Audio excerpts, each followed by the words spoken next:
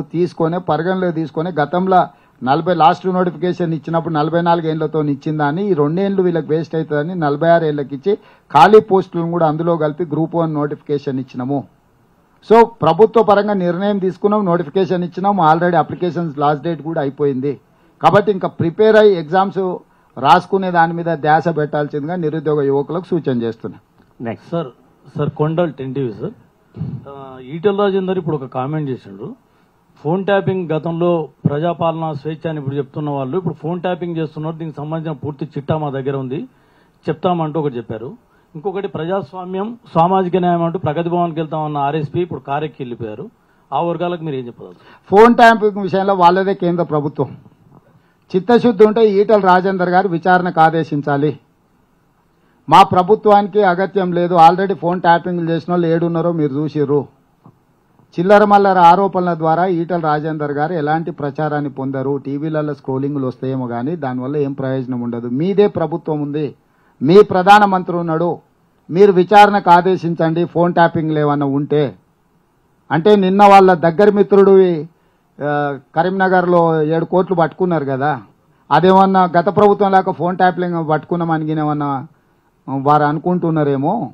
అట్లా లేదు, ఆడున్నోళ్ళే నగదు ఉందని చెప్పారు, పోలీసులు పోయి పట్టుకున్నారు. రెండవది ఇంకేదో ఆర్ఎస్ ప్రవీణ్ గారా, మంచి మిత్రుడు, సామాజిక స్పృహ బాధ్యత ఉన్నవాడు.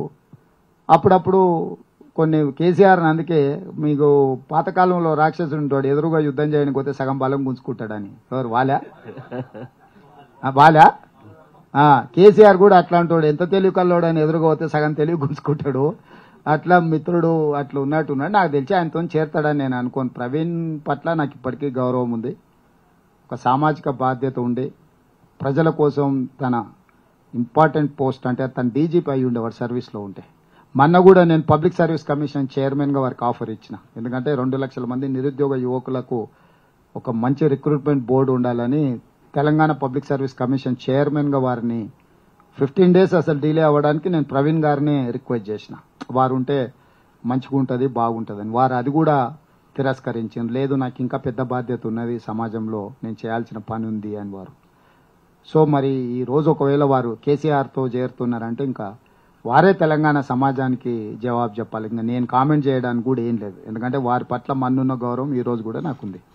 నెక్స్ట్ మీరు నిజాం పాలన గురించి మాట్లాడారు. మరి ఉమా పేరు చెప్పలేదు. Sorry I'm Uma Sudheer, I'm with NDTV news channel. మీరు నిజాం పాలన గురించి మాట్లాడారు and you spoke about కాజిం Rizvi. Who is the present day కాజిం Rizvi? Really do you want that name? Mr. Prabhakar Rao. Oh, and good. Related to that only, I'm saying the former DSP got arrested, etc. What is your understanding of what has happened? I know the investigation is still on, but what is your understanding of what happened? Midway, I cannot disclose any inquiry or whatever investigation is going on. Once the investigation is concluded, then definitely I will come and I will explain to everyone. So the process is going on. Once I have once the department completed the process, then I will come up with the details. చెప్పండి. కూర్చోండి. No కూర్చో నువ్వు ఉపన్యాసం కదా ఇచ్చావు. కూర్చో please, SIT down. Sir నమస్కారం sir. ఈ అణచివేత గురించి చెప్పారు. నా పేరు పివి రమణారావు సార్. నేను ఫ్రీలాన్స్ జర్నలిస్ట్ ని.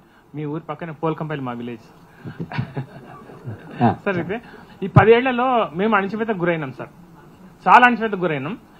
పోరాటం కూడా చేసినాం, మా హక్కుల గురించి పోరాటం కూడా చేసినాం సార్. మన సమస్యల గురించి లాస్ట్ టైం ఇస్తానన్నాను. No I don't allow you. మన సమస్యలు లాస్ట్ లో. నెక్స్ట్ తర్వాత. నమస్తే సార్, నా పేరు రాజు.